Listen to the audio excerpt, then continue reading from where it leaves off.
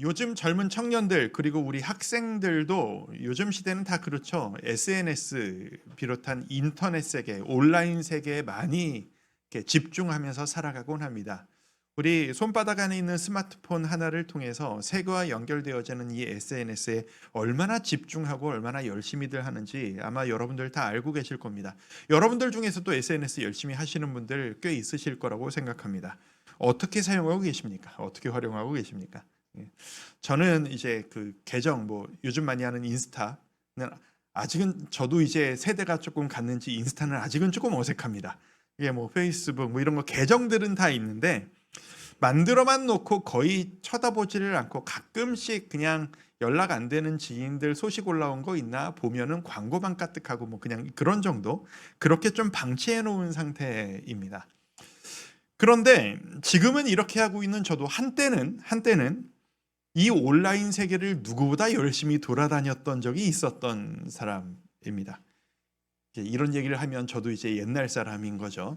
그 옛날 그 전화기 선을 연결해서 모뎀으로 통신을 하던 그 시절부터, 인터넷을 많이들 안 하던 그 시절부터 저는 열심히 인터넷을 돌아다녔습니다.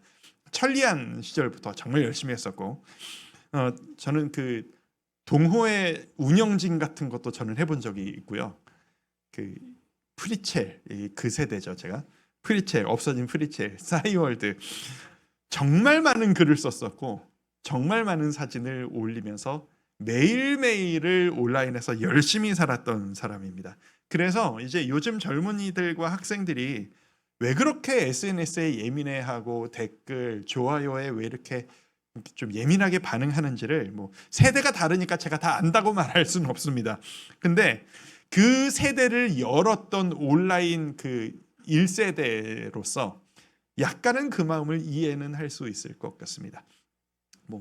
일반화하기는 어렵습니다. 사람들이 모두가 다 다르니까 다 안다고 할 수는 없습니다만, 그 시절에 제가 대학생 시절에, 청소년 대학생 시절에 그렇게 열심히 글을 올리고 사진을 올리고 댓글을 누가 얼마나 많이 달았나를 보면서 예민했던 이유는 너무나도 명확했습니다. 사람들에게 반응을 끌어올리고 싶었어요. 사람들에게 인정을 받고 싶었어요.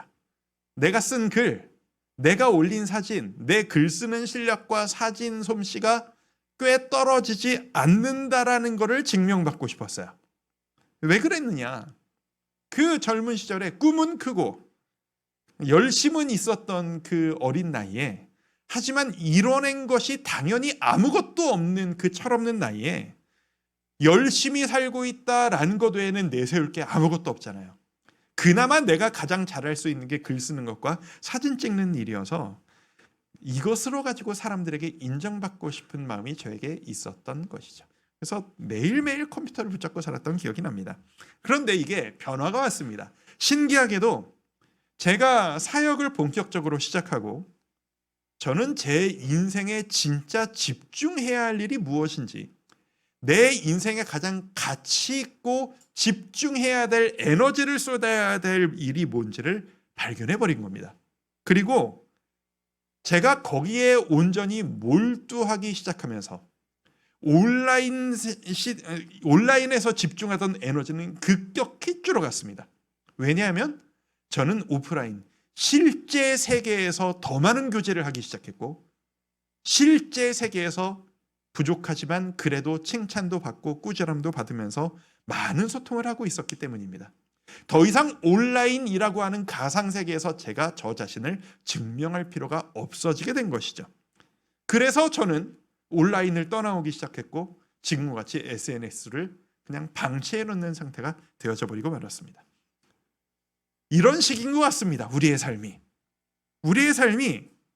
내가 무엇인가에 지금 연연하고 있고 내가 무엇인가에 열심을 내고 있는 이유를, 그 근본 원인을 곰곰이 찾아 들어가다 보면 내가 이걸 열심히 하는 이유가 진짜 이것이 필요해서가 아닐 때가 많다고 생각합니다. 채워져야 할 것이 채워지지 않고, 그래서 내 존재감을 확인하기 위해 채워져야 할 본래 것이 안 되니까 다른 곳으로도 다른 것으로라도 내 삶을 채워놔야 내 삶을 지탱할 수 있구나라고 느껴질 때 우리는 어떤 모습을 드러내게 되느냐? 필요 이상의 열심을 내게 됩니다. 과도한 열심을 내게 됩니다. 그래서인지 우리 현대를 살아가는 우리 모두는 참 너무나도 열심히 사는 것 같습니다. 좀 과하다 싶을 정도로 소진되도록 열심히 사는 것 같습니다. 치열하게 말이죠. 그래서 우리가 이렇게 살게 될 거라는 것을 하나님이 미리 아시고 십계명에까지, 우리 예전에 십계명 다룬 적 있었습니다만, 십계명에 적어놓으면서까지 명령으로, 의무로 너희 일주일의 하루는 의무적으로 아무 일도 하지 말고 쉬어야 한다. 목숨 걸고 쉬어야 한다. 너희 집에 있는 모든 종들까지도, 가축까지도 쉬어야 한다 라고 말씀하신 게 아니었을까? 우리가 어떻게 빠질지 아시고 말이죠. 그렇게 생각하곤 합니다. 오늘 우리가 함께 보실 이 빌립보 교회의 상황 가운데서도 바로 이 문제가 있었습니다. 이 빌립보 교회 안에는 제가 옛날에 열심을 냈었던 온라인 글쓰기 이런 것과는 비교도 할 수 없는 열심으로 치열하게 자신을 증명하고 싶어서 정말 온 열심을 냈던 사람들의 이야기가 등장합니다. 그들은 자신들을 증명하는 열심만으로도 부족해서 온 교회 사람들을 향해, 다른 사람들을 향해 당신들도 하나님 앞에 올바로 서려면 나같이 이렇게 살아야 합니다 라고 주장을 했고, 그 결과 빌립보 온 교회를 혼란으로 빠뜨렸던 사람들입니다. 우리 그 이야기를 한번 오늘 살펴보도록 하겠습니다. 우리 빌립보 교회의 어려움들을 하나씩 살펴보고 있습니다. 지금까지 세 가지 이유를 다뤘죠. 우리 리더의 불안으로 인한 감정적 불안, 그리고 외부적인 박해, 동시에 내부적인 분열 이야기, 지금까지 세 가지를 다뤘는데 오늘 어려운 마지막입니다. 신학적인 유혹의 문제가 있습니다. 믿음의 근간, 우리의 믿음의 중심이 무엇이어야 하냐라고 하는 이 본질의 훼손 문제가 있었던 겁니다. 이야기를 풀어보자면 이렇습니다. 3장 2절 말씀을 우리 같이 한번 좀 읽어보시도록 할까요? 3장 2절 함께 읽습니다. 시작. 개들을 삼가고 행악하는 자들을 삼가고 몸을 상해하는 일을 삼가라. 저게 바울의 이야기거든요. 좀 발언이 지나치게 세다라는 느낌이 드시지 않습니까? 개들을 삼가라. 행악하는 자를 삼가라. 바울은 뭐가 저렇게 화가 났던 걸까? 뭐가 그렇게 화가 났길래 저렇게 거칠게까지 표현을 하면서 저들과 놀지 말아라 라는 식으로 얘기를 하고 있는 것일까? 자, 지금 저는 계속 말씀드리고 있지만 이 빌립보 지역은 유럽의 초입 부분입니다. 유대인들이 흔하지 않았던 지역입니다. 이 빌립보의 유대인들이 흔치 않았다는 얘기는 곧 무슨 얘기로 연결이 되냐면, 이 빌립보 교회 안에 유대인들에게 가득했던 선입견이 없었다라는 얘기가 됩니다. 유대인들의 선입견이란 뭘까요? 우리가 사도행전을 읽었을 때 너무 많이 접하게 된 가장 중요한 이슈 중에 하나, 복음 전파의 걸림돌이 됐던 그 문제입니다. 유대인들의 자의식, 아브라함의 자손, 아브라함의 후손인 우리들만이 하나님께 사랑받을 수 있는 자격, 특권을 가지고 있다라고 하는 이 선민의식, 이 자의식 문제, 그 문제가 이 유대인이 없는 빌립보 교회에는 많이 없었다라는 얘기가 됩니다. 예수님께서 모든 율법을 갱신시키시고 완성을 시켜버리셨습니다. 다락방 하시는 분들은 이제 주일 다락방 하실 분들은 이제 오늘 하시게 될 거고, 이번 주 중에 하신 분들은 다락방에서 이 이야기 다루셨을 겁니다. 예수님께서 모세와 함께 하셨던 그 율법을 갱신시켜버리셔서 확산시키셨습니다. 유대인들만인 아브라함의 후손들만이 아닌 예수 그리스도를 나의 구주로 믿는 모든 사람에게 이 약속이 확장되도록 해주셨는데, 여전히 이 유대인들은 옛날의 의식을 포기하기가 어려웠던 겁니다.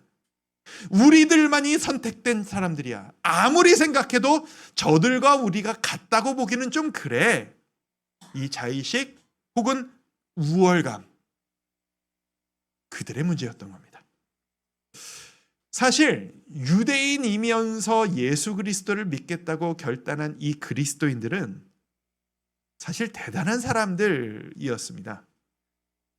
유대교인들로 태어나서 예수 그리스도를 나의 구주로 영접하는 결단을 했고, 이 결단을 했다라는 건 지금까지 내가 누려왔던 모든 가족관계와 친구관계와 경제관계를 포기한다라는 얘기와 같았습니다. 철저한 마이너리티 소수자인 그리스도인에게로 결단을 했다라는 얘기거든요. 그랬기 때문에 이들은 보통 열심을 가진 자들이 아니었습니다. 내 믿음에 이 결단이, 내가 내린 이 결단이 특별하다라는 이 묘한 우월의식으로 또 한 번 연결이 되는 거예요. 나는 지금 유대인으로서, 아브라함의 후손으로서 내 주위 사람들은 잘하지 않는 특별한 결단을 한 믿음 있는, 용기 있는, 열심 있는 자야. 또 하나의 우월감이 유대인 그리스도인들의 마음속에 있었던 거죠. 잘 따라오고 계시죠? 이 열심히 있는 유대인 그리스도인들이 얼마나 열심히 좋았는지 이 사람들이 유대 땅을 떠나서 유럽까지 넘어온 겁니다. 그리고 이 빌립보 교회 안으로 들어온 겁니다. 그리고 이 사람들이 빌립보 교회 안으로 들어갔더니 누구로 가득해요? 로마 신분, 로마 사람들로만 가득한 거예요. 이 사람들이 교회 안에 들어가서 이런 목소리를 내기 시작합니다. 주 안에서 한가족 된 여러분, 이제 저와 여러분 우리 모두는 한 분 아버지 하나님 앞에서 한 가족이 되었습니다. 그런데 제 말을 한번 잘 들어보세요. 저는 여러분들보다 우리 여호와 하나님을 먼저 알았습니다. 저는 조상 때부터 여호와 하나님을 믿어왔던 사람입니다. 그렇기 때문에 저는 여러분들보다 하나님이 뭘 원하시는지를 여러분들보다 좀 더 잘 알고 있습니다. 은혜를 받았으면, 특권을 누리고 싶으시다면 여러분들도 유대인이 되셔야 합니다. 아브라함의 후손들이 됩시다. 로마인으로서 유대인과 같은 축복을 받기 원하신다면 여러분도 할례를 받으셔야만 합니다. 이 주장을 하기 시작한 겁니다. 이 사람들을 할례파 유대인이라고 부릅니다. 처음 듣는 이상한 이야기를 들었던 로마인 빌립보 교인들이 혼란에 빠지기 시작했습니다. 할례가 뭔데? 아, 그런 거야? 아니, 왜 그런 끔찍한 짓을 우리가 해야 되는 건데? 이 묘한 혼란이 그 지역의 빌립보 사람들이 원래 가지고 있었던 예민함과 묘하게 결합되기 시작합니다. 계속 말씀드리고 있죠. 이 사람들은 어떤 사람들이라고요? 로마 퇴역 군인 가정의 가족들이라고요. 퇴역 장성 군인들의 그 모습들 떠올리면 떠오르시는 모습 있으시지 않습니까? 항상 모자를 쓰시고 훈장을 달고 계시고, 뭐에 예민하신 거예요? 특권, 시민권, 보여지는 훈장, 내가 이런 것을 해냈노라 라는 것을 보여주고 싶은 자랑스러운 결단이었으니까 그 증명에 대한 집착이 이 빌립보 사람들에게 있었거든요. 이 유대인들의 이야기를 듣고 이게 결합이 되는 겁니다. 하나님을 믿는, 예수님을 믿는 그리스도인으로서 내 몸에 내가 예수님을 믿는다는 하나님 자녀라는 흔적을 새겨야지. 저는 전혀 좋아하진 않습니다만 왜 사람들 중요하게 여기는 거 몸에 뭐 문신하고 하듯이 내 몸에 하나님의 자녀라는 흔적을 새겨야지라는 의미로 이 할례를 받는 사람들이 나타나기 시작한 겁니다. 그리고 이 할례를 받은 사람들이 웅성웅성하면서 저거 진짜 받아야 되는 거야? 할례를 받아야 구원받을 수 있는 거야? 이런 혼란 가운데에서 이 먼저 할례를 받은 이 로마 사람들이 군 시절 받은 훈장을 자랑스럽게 내세우듯 내 몸에 흔적을 새겼노라 라고 자랑스러워하면서 아직 할례 받지 않은 로마인 그리스도인들을 하대하고 열심히 없다라고 평가하는 분위기가 형성된 겁니다. 이게 지금 이 이야기의 밑바탕입니다. 교회에 우월감이라는 의식이 생겨난 겁니다. 누가 더 열심을 내서 내 몸에 흔적을 새기느냐라는 이 또 다른 우월감, 열심, 자의식이 생겨난 겁니다. 이 상황을 알게 된 바울이 대노한 겁니다. 그게 무슨 소리냐? 라고 하면서 한 얘기가 아까 우리가 읽었던 3장 2절. 개들을 삼가고 행악하는 자들을 삼가고 몸을 상해하는 일을 삼가라. 저게 무슨 표현이냐면 저 개들을, 그러니까 어떤 문화에나 저 예쁜 개들이 좀 이렇게 비하의 의미로 사용될 때가 있는 거 봐요. 왜 개들을 삼가고라는 표현을 썼냐면 당시의 유대인들이, 그 우월의식을 가지고 있던 유대인들이 이방 민족을 하대할 때 쓰는 경멸의 표현이 개라는 표현이었대요. 바울이 이걸 역으로 뒤집어서 사용하는 거예요. 자기들이 우월하다라고 얘기하는 저 할례를 주장하는 자들이 개들 같은 존재들이다.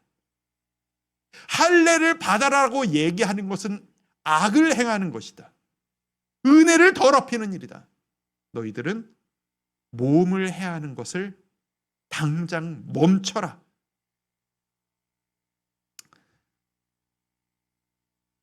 이 현대 세대를 살아가는 우리들에겐 사실 이런 일은 일어나지 않습니다. 즉 할례가 뭔가요? 오늘 그 아이들 하는 포경 수술 이런 것들이잖아요. 제가 어릴 때만 해도 교회에서 실제로 우리가 율법에 매이진 않지만 그래도 하는 게 좋지 않을까 뭐 이런 분위기가 있었던 게 사실입니다. 제가 어릴 때만 해도. 근데 요즘에 교회에서 그런 얘기하는 분들은 없으십니다. 우리는 율법을 뛰어넘는 은혜를 받은 존재들이기 때문이죠. 그렇다면 오늘 이 이야기는 우리의 삶으로 연결한다면 어떤 적용을 할 수 있을까? 우리는 이 말씀을 가지고 우리 삶에 어떤 점검을 해야 하는 걸까요? 두 가지로 한번 생각해 보고 싶습니다. 첫 번째입니다. 자, 같이 한번 읽어보실까요? 시작. 은혜가 무엇인지 제대로 알아야 한다. 내가 받은 이 은혜가 대체 무슨 의미이고 얼마나 큰 것인지를 지식적으로 제대로 알지 못하니까 이런 일이 일어난다라는 겁니다. 우리가 모양은 달라도 이런 식의 혼란에 빠지지 않으려면 우리 제대로 알아야만 합니다. 말씀을, 은혜가 무엇인지를, 은혜에서 가장 중요한 본질이 무엇인지를 말이죠. 자, 질문 한번 드려볼 테니 대답해 보시죠. 성도 여러분, 주한교회 성도 여러분, 여러분은 예수님을 여러분의 구주로 믿으십니까? 예수님께서 십자가에 달려 돌아가셨다가 부활하심으로 여러분의 구원을 완성시키셨음을 여러분 믿으십니까? 그리고 그 예수님께서는 우리가 영원한 하늘나라에 갈 때까지 여러분들과 함께 하실 것임을 여러분 믿으십니까? 지금 아멘이라고 대답하신 분들 진심으로 권면해드리고 싶습니다. 내가 지금 아멘이라고 대답할 수 있다라는 이 사실이 얼마나 엄청난 일인지를 우리가 너무 자주 잊습니다. 내가 이 질문에 아멘이라고 말할 수 있는 것은 정말 엄청난 일입니다. 이게 왜 엄청난 일인지를 지식적으로 정립하고 알아야만 합니다. 그래야 제대로 누릴 수 있습니다. 어릴 때 저희 집에 좋은 카메라 하나가 있었던 기억이 납니다. 요즘에야 다 스마트폰으로 사진을 찍고 그게 무엇보다도 잘 찍히기는 하지만 제가 어릴 때만 생각해도 그랬잖아요. 그때만 해도 집안에 카메라 하나 있는 게 되게 귀한 일이었던 때가 있었습니다. 옛날에 그랬어요. 필름 카메라시죠. 그래서 집에 있는 가장 비싼 물건 중에 하나가 카메라였던 그런 시절. 그때 이야기입니다.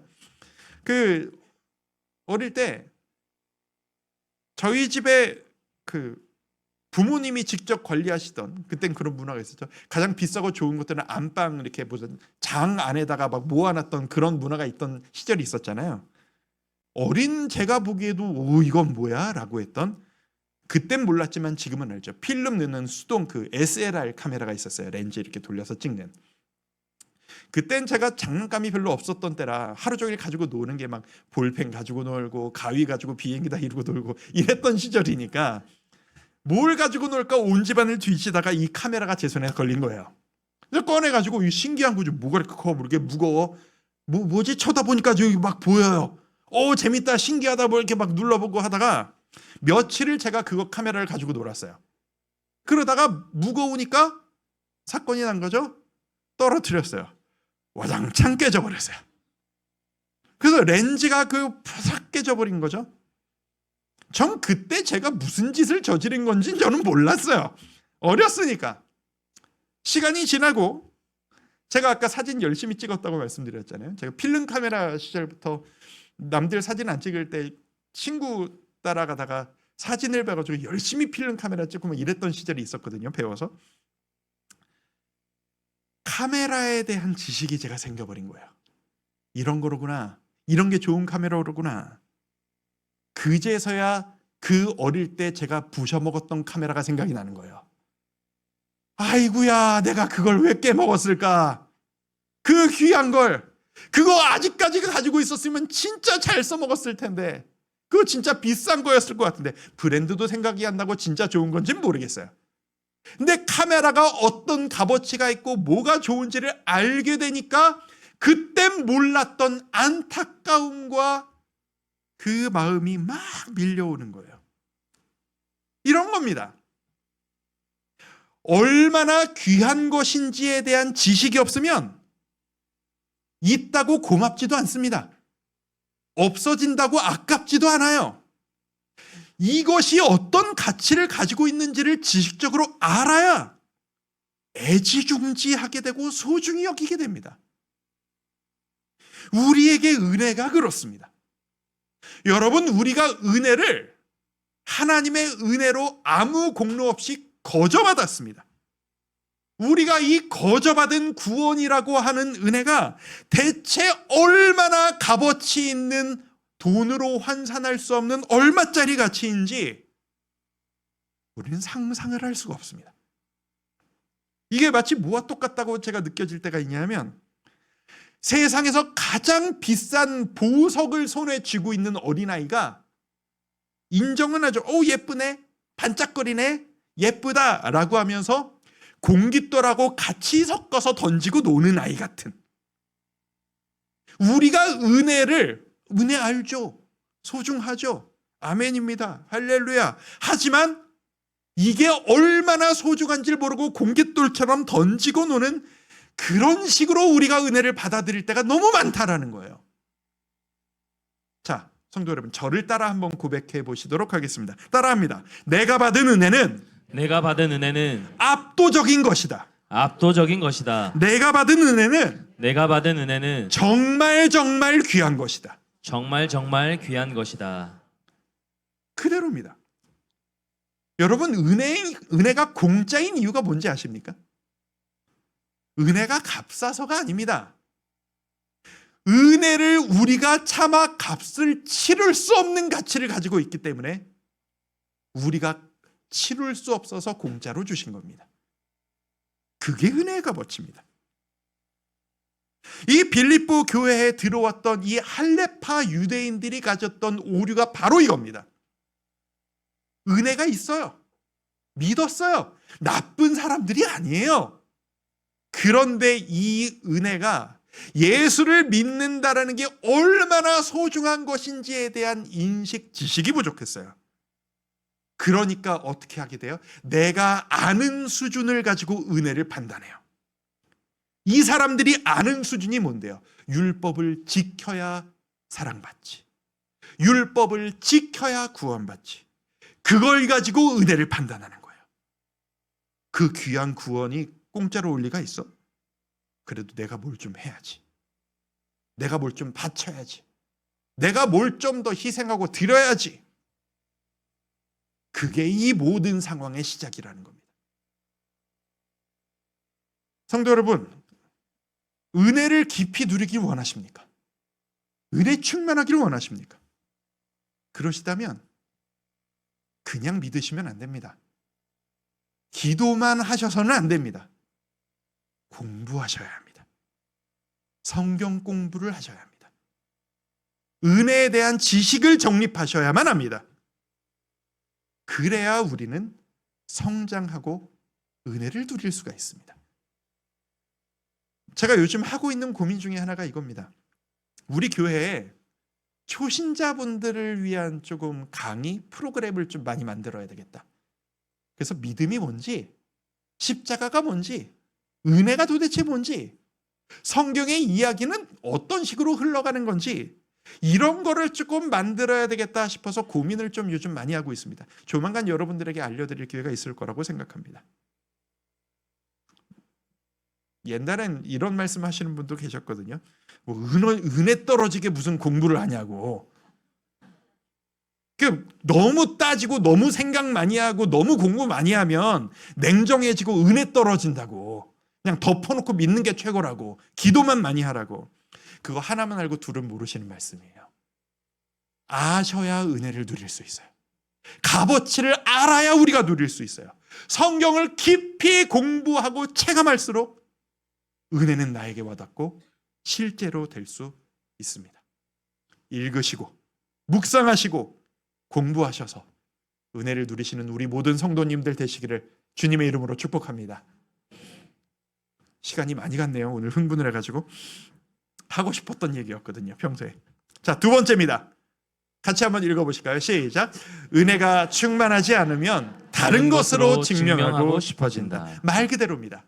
내 속에 성령 충만하면 이런 일이 안 일어나는데 성령 충만에 빈틈이 생기고 은혜의 빈자리가 생기기 시작하면 우린 이걸 다른 걸로 메우고 싶어져요. 경험한 적 있으시지 않으십니까? 내가 성령 충만하고 은혜로 가득하면 어떤 것도 필요하다는 느낌이 안 듭니다. 비교의식 같은 거 안 듭니다. 감사할 뿐입니다. 자랑하고 싶은 마음도 안 듭니다. 왜요? 주님이 주신 거라는 벅차오름이 있으니까요. 남과 나를 비교하고 싶은 마음 일체 없습니다. 그저 감사하고 눈물만 날 뿐입니다. 그런데 내 속에 은혜가 떨어지기 시작하고 내 마음에 빈자리가 생기면 다른 것으로 내가 이것을 채우려는 노력을 하기 시작합니다. 열심을 내기 시작합니다. 이게 은혜를 안 추구한다라는 얘기가 아니에요. 은혜가 아예 없다라는 얘기가 아니에요. 은혜가 있는데 은혜 위에 다른 걸 더 덧붙이고 싶은 욕심이 난다는 얘기예요. 은혜 플러스 뭐 더 하나. 제 목회 경험상 우리가 이 한 은혜 위에 하나 덧붙이자라고 실수하는 가장 많이 덧붙이는 게 뭐냐? 그게 바로 열심히라는 태도예요. 열심히. 아니, 목사님 그 말씀은 좀 섭섭하려고 그럽니다. 제가 은혜를 안 받겠다는 것도 아니고 은혜의 열심까지도 하면 아름답지 않나요? 네, 그럼요. 당연하죠. 아름답죠. 그러면 내가 이렇게 열심히 하고 있다라는 걸, 내가 이렇게 열심히 신앙생활하고 지금까지 고생해왔다는 걸 남들에게 좀 티 좀 내고 남들에게 인정 좀 받고 싶은 이 마음이 뭐가 그렇게까지 큰 문제가 되나요? 네, 문제가 됩니다. 그래서 말씀드리는 겁니다. 뭐가 문제가 되느냐? 자기의 열심이라는 것이 내 은혜를 비집고 자리를 잡기 시작하면 이 열심이 자가증식을 해요. 그래서 내 마음속에 은혜의 자리를 자꾸 밀어내기 시작하거든요. 뭐 원리 원칙을 따질 게 아니라 그냥 여러분들 교회 생활 오래 하신 분들 많으시지 않으십니까? 지금까지 봐오신 이미지, 누구 특정인을 생각하지 말고 그냥 이미지를 한번 떠올려 보시죠. 은혜 받으려고 애쓰시는 순전한 믿음 그런 거 말고 내가 교회 생활을 얼마나 열심히 했는지 알아를 어필하고 싶으신 분들 보신 적 있으시죠? 그런 분들을 떠올리실 때 어떤 이미지가 떠오르세요? 평안하고 행복하고 축복하고 이런 이미지가 떠오르세요? 아니면 내가 예배를 빠진 적이 없어. 10년간 새벽 예배를 한 번도 거른 적이 없어. 내가 교사가 20년 차야. 왜 나를 인정해 주지 않는 거야? 어떤 모습이 떠오르세요? 뭔가 조금 불만이 있으시고 경직되시고 화가 나시고 그렇게 하지 않는 나만큼 하지 않는 사람들을 지적하시고 이런 이미지가 떠오르지 않으시나요? 우리가 열심을 은혜 위에 덮으면 그런 모습이 우리에게 드러나요. 어쩔 수가 없는 거예요. 근데 묵묵히 은혜만을 남들이 보지 않던 오히려 남들이 모르는 자리에서 묵묵히 은혜만을 누리시는 존경스러운 성도님들을 뵈면 이분들은 남들에게 인정받고 싶은 마음이 없으세요. 그냥 하나님만 아시면 된다라는 거예요. 평안하신 거예요. 행복하신 거예요. 괜찮습니다, 목사님. 저는 주님 안에서 행복합니다. 바울이 빌립보 교회 안에서 할례 받아야 한다라고 외치는 사람들에게 격분했던 이유는 이 경직됨을 만들어버렸기 때문입니다. 이 교회 안에 우월의식이라고 하는 비교의 마음이 생겨버렸기 때문입니다. 네가 열심히 하냐? 내가 열심히 하냐? 네가 뛰어나냐? 내가 뛰어나냐? 은혜 하나로 우리 모두 은혜 받고 회복된 우리들인데 은혜 외에 다른 것으로 스스로를 증명해야 하는 경직이란 게 생겨버린 거예요. 이게 은혜를 깎아먹는 거예요. 그러니까 화가 나는 거예요. 바울이 이렇게까지 설명합니다. 나를 보시오. 빌립보 성도 여러분, 나를 보시오. 오늘 읽으신 본문 뒷부분이 그런 얘기가 나오거든요. 율법, 자격, 할례들 얘기하는데 세상에 나보다 율법 더 열심히 지켜왔던 사람 있으면 얘기하시오. 나는 태어날 때부터 유대인 중에 유대인이었고 할례를 안 받으면 죽여야 된다고 외치는 사람이었고 율법을 나보다 열심히 지킨 사람 나는 못 봤어. 하지만 내가 예수 그리스도를 믿고 이제는 이렇다라고 하는 얘기가 7절 8절입니다. 제가 읽어드릴게요. 한번 보세요. 그러나 무엇이든지 내게 유익하던 것, 이게 옛날에 따랐던 율법을 따르는 열심을 냈던 내 모습을 얘기하는 겁니다. 내게 유익했던 이 열심을 이제는 내가 그리스도를 위하여 다 해로 여길 뿐더러 필요 없는 수준이 아니라 이것이 나에게 해가 된다라는 거예요. 또한 모든 것, 율법을 따르는 이 자기 열심을 해로 여김은 내 주 그리스도 예수를 아는 지식, 곧 은혜가 가장 고상하기 때문이라.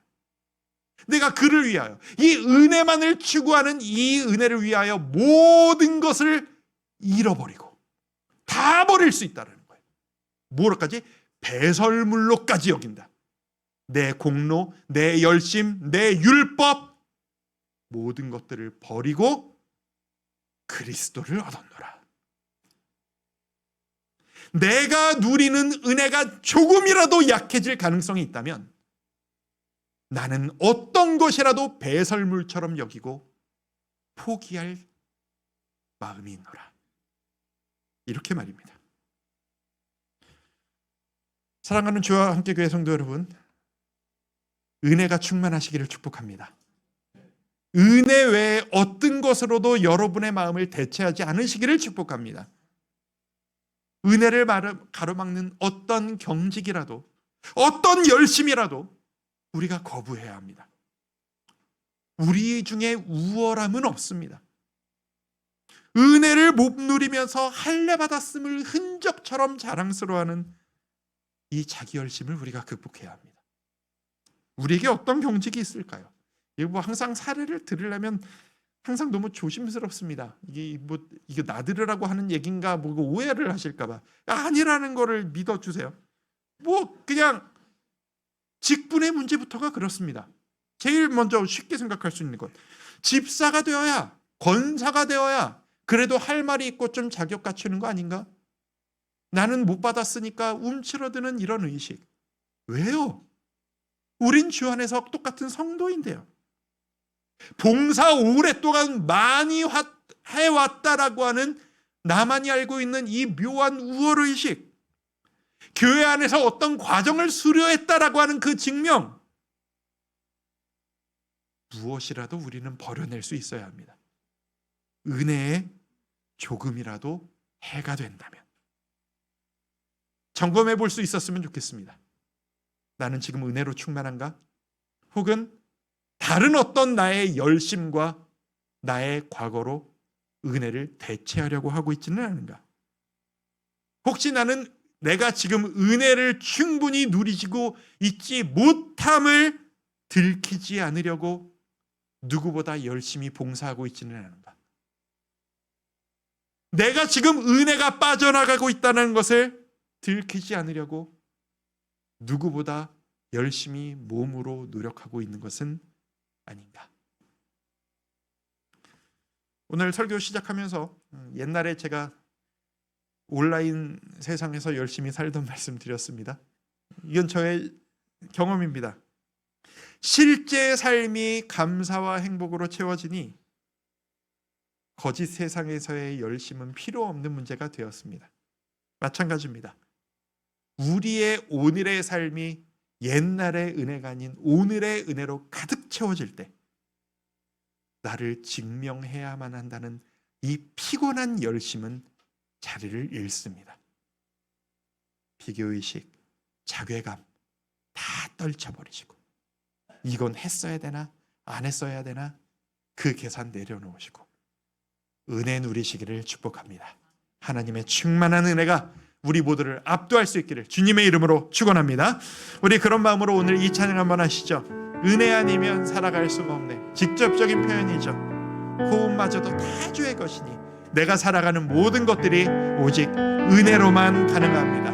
우리의 마음 다해 함께 고백합니다. 은혜 아니면 살아갈 수가 없네. 은혜 아니면 살아갈 수가 없네. 호흡마저도 다 주의 것이니 세상 평안과 위로 내게 없어도 예수 오직 예수뿐이네. 오직 예수뿐이네. 한 번 더. 은혜 아니면 살아갈 수가 없네. 은혜 아니면 살아갈 수가 없네.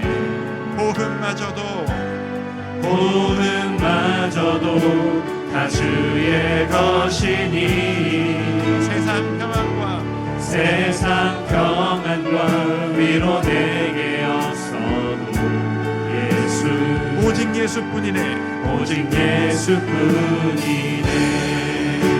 그 신계회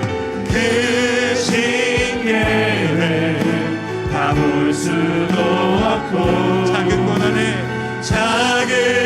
고난에 지쳐도 주께 묶인 나의 모든 삶 버티고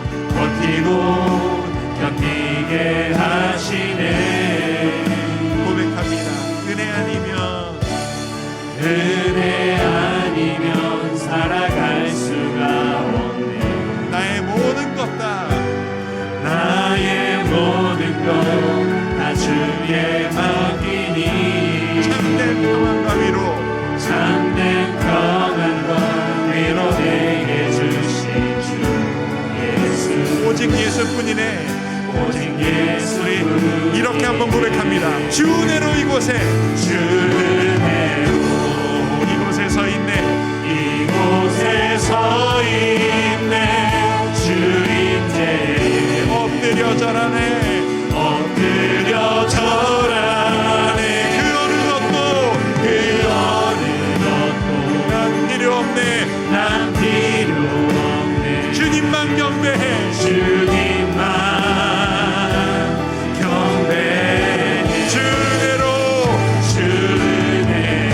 이곳에 서 있네. 주인께 엎드려 절하네.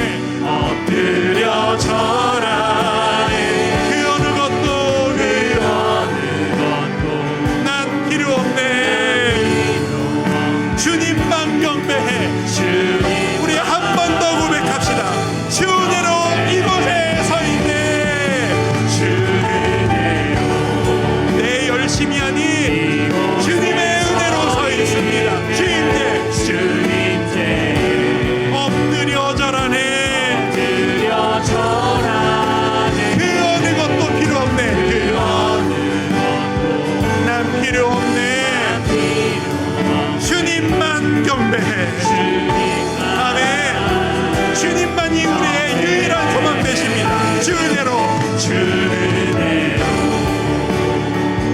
이곳에 서 있네. 주 임재에 엎드려 절하네. 엎드려 절하네. 그 어느 것도 그 어느 것도 난 필요 없네. 난 필요 은혜만 필요합니다. 주님만. 주님만 경배. 우리의 마음과 기도합시다. 기도할 때 한 가지를 위해 기도하죠. 주님, 은혜가 필요합니다. 더 많은 은혜가 필요합니다. 그 어떤 것도 더 필요하다고 느껴지지 않을 만한 압도적인 은혜가 저에게 필요하니 주여 저에게 은혜를 허락하여 주옵소서. 우리 함께 기도하며 나아갑니다. 기도합니다. 아버지 하나님, 이 시간 우리가 말씀 앞에 우리의 신앙생활, 우리의 마음을 다시 한번 점검합니다.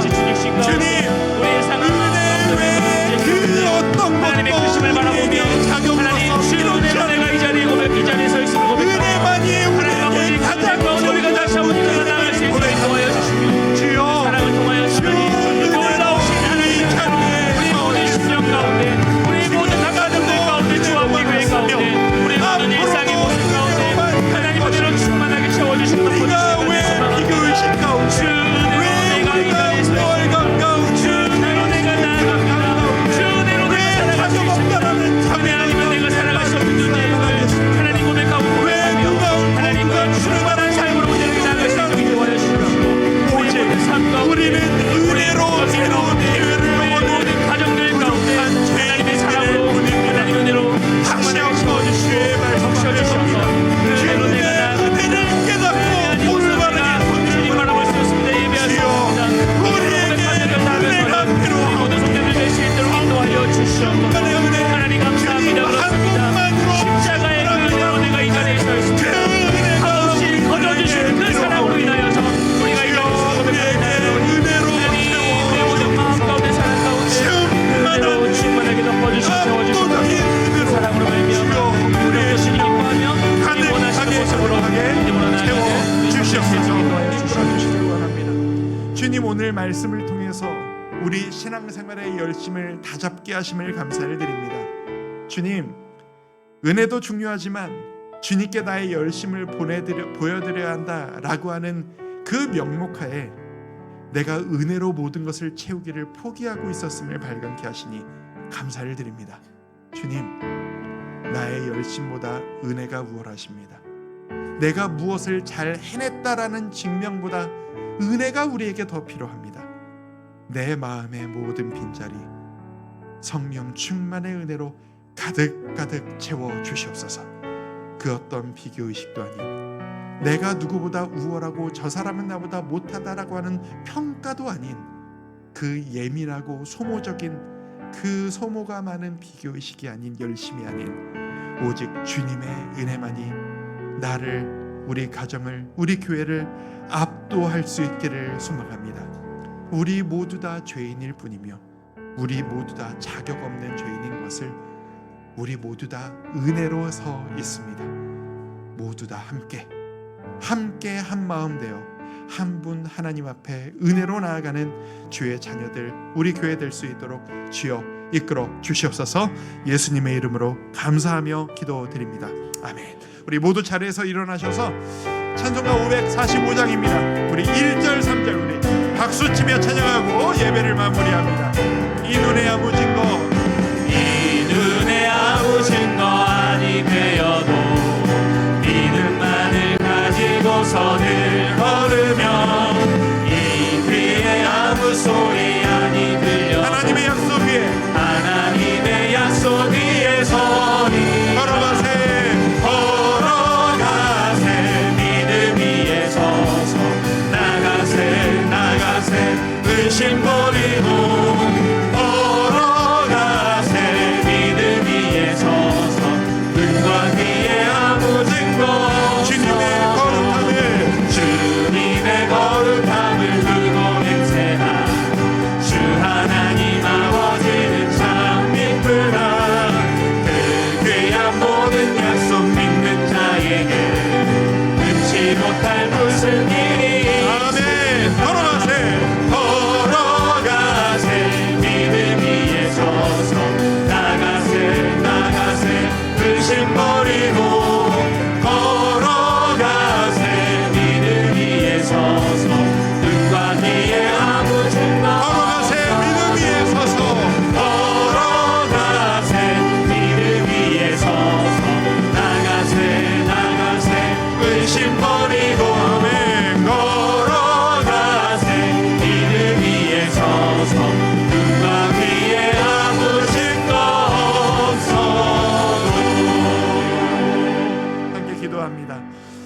지금은 우리를 구원하신 예수 그리스도의 은혜와 하나님 아버지의 담없는 사랑과 성령 하나님의 감동 감화 교통 위로하심의 역사가 이제는 은혜만으로 내 속에 채우기를 원합니다. 간절히 고백하며 소망하는 모든 주의 자녀들 머리 위에 지금부터 영원토록 함께 하시기를 간절히 축원하옵나이다. 아멘.